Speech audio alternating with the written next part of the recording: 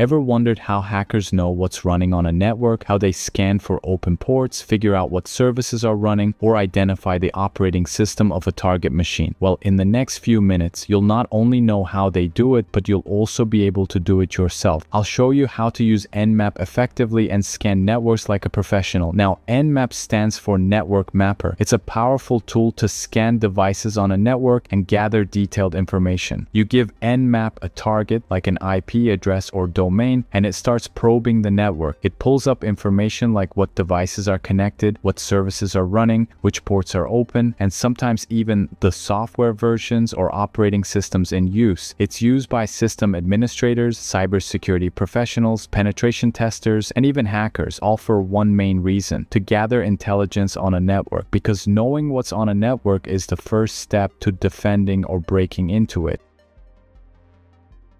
Alright, first let's talk about scanning a target with Nmap. The basic command is simple. You just type Nmap followed by the target, and that's it. When you run it like that, Nmap uses a SYN scan by default, which is also called a stealth scan. Nmap sends a SYN packet to each port on the target. If the port is open, the target replies with a SYN ACK. Instead of completing the handshake, Nmap sends a RST, which is basically resetting and dropping the connection. This scan is useful because many systems don't log incomplete handshakes, so it's a good way to stay under the radar. Next is the TCP connect scan, which is specified with ST flag. Unlike stealth scan, this one completes the entire TCP handshake. Nmap sends a SYN, gets a SYN ACK, and replies with an ACK to complete the connection. It's more obvious, so firewalls and intrusion detection systems are more likely to notice it. Aside from the TCP connect and stealth scan, Nmap has many scan types. One other key type is the UDP scan, which can be used with the SU flag. Because UDP doesn't use a handshake, Nmap just sends a packet and waits. If the port is closed, you might get a port unreachable message. But if the port is open or filtered, you might get no response. Tricky part is that no response doesn't always mean the port is open. It could also be a firewall blocking the packet. UDP scans are slower and less reliable without extra tools, but they're important because essential protocols like DNS still operate with UDP.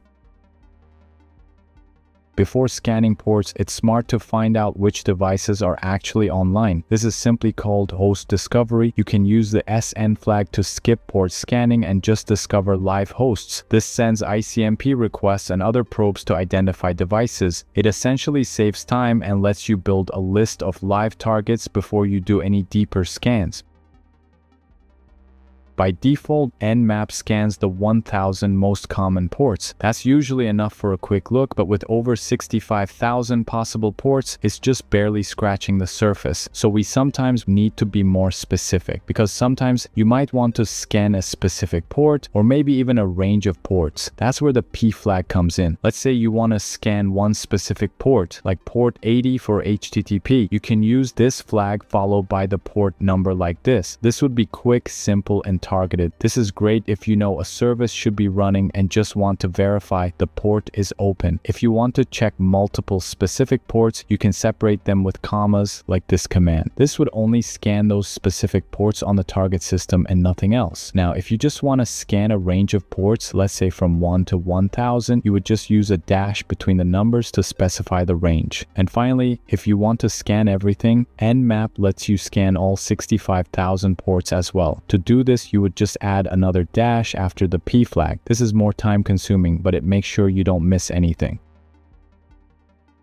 When you scan a target, knowing which ports are open is a good start, but it's just the beginning. To really understand what's going on, you also need to know what services are running on those open ports and what their versions are. That's where service enumeration comes in. It lets you get detailed info about the services behind those open ports, which could reveal vulnerabilities or specific configurations. Nmap helps with this using the SV flag. This flag does service version detection, which tries to identify the software running on each open port and figure out the version. For example, if you want to scan a target and find out what services are running along with their versions, you would run this command. This scans all the open ports and detects what's running on them. For example, if port 80 is open, it'll tell you if it's running Apache along with the version number, and knowing the version is important because it can reveal vulnerabilities tied to specific versions of that software.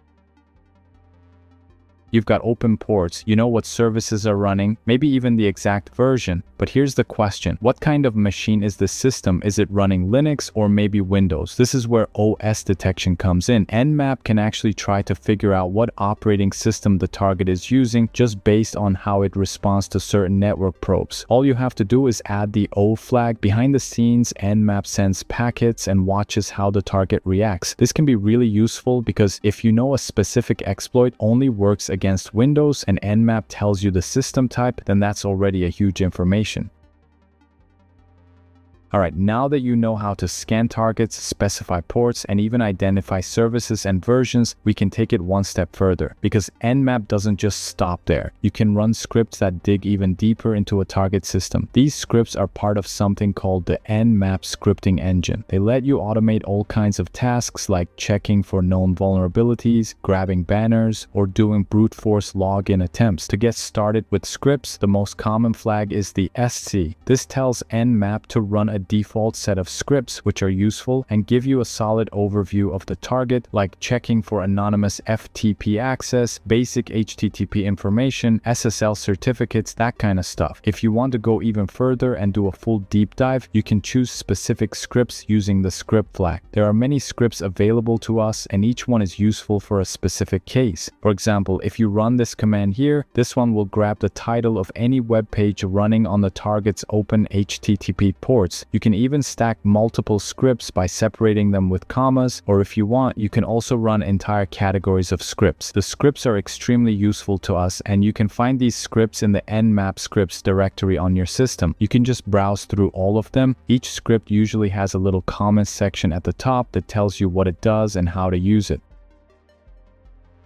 So at this point, we're detecting services, running scripts, checking for vulnerabilities. We are basically pulling as much intel as possible from the target. But here's the thing, once your scans start getting heavier, performance becomes a real factor. Because the more ports, the more scripts, and the more detail you ask Nmap to gather, the longer your scans are gonna take. And sometimes that's what we desire. But other times, you don't wanna wait 20 minutes for results, or maybe you just wanna scan a big network and don't wanna be sitting there all day. The easiest way to do this is with the T flag, which sets the timing template. These templates range from 0 to 5, so if you're doing a quick internal scan and you don't care about noise, something like T4 is your best friend. It speeds things up without going totally crazy. But if you're scanning over the internet or trying not to get flagged, you might want to stick to T2 or even T1. For example, if we run this command here, this would do a default script scan, detect versions, and do it all pretty fast.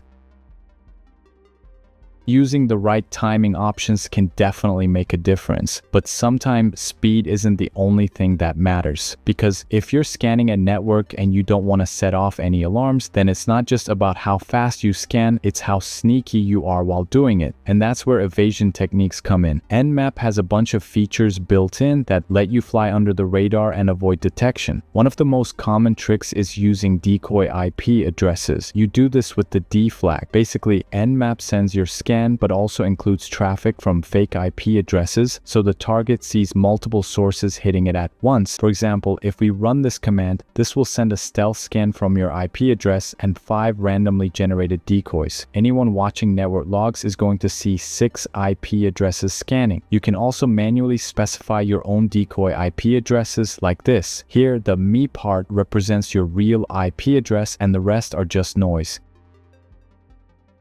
Alright, now let's say your scan finishes and you've got a bunch of results flying across your terminal. Looks good, you see open ports, services, and everything you need, but you get distracted. Maybe you close the terminal, or maybe you just tell yourself to deal with it tomorrow, and then you come back the next day and the machine's gone. That's why you always want to save your scan results. And Nmap gives you a few simple output options to save the results in a specific format. So, for example, if you're running a scan and want to save the result like what you see on the terminal, you could just use the ON flag. This will save everything into a file you can come back to no matter what happens to your terminal session. This isn't just a nice to have, but it's the kind of habit that saves you when things go wrong. So always assume you might need to come back later. Alright, now if we take everything we've covered so far and put it all together in a full scan, we can craft something that gets us open ports, service versions, handles timing, throws in a little evasion, and even saves our results. So here, the SS is simply specifying stealth scan, the P flag followed by dash scans all ports, the SC flag runs default scripts, the SV flag detects service versions, the T4 simply boosts the scan timing, the D flag allows us to add random decoy addresses for evasion, and finally, the ON flag followed by output saves our results so we can review it anytime. This is still very much a basic scan, but it still gives you a ton of useful information. You could even take it further by adding script flag for specifying custom scripts. Alright, that was a quick overview of how Nmap works and how you can use it to scan networks. Nmap has a lot more under the hood, and if you ever get stuck or need more info on any command, don't forget that you can always check the help page by typing nmap-h in your terminal. This gives you a full list of options or flags you can use. By now, you should have a solid understanding of how to gather intel on a network, and with the right combination of scans and techniques, you can dig deep into any target. Remember to always be responsible with your scanning and don't scan networks unless you have explicit permission. Thanks for watching, and I'll see you in the next one.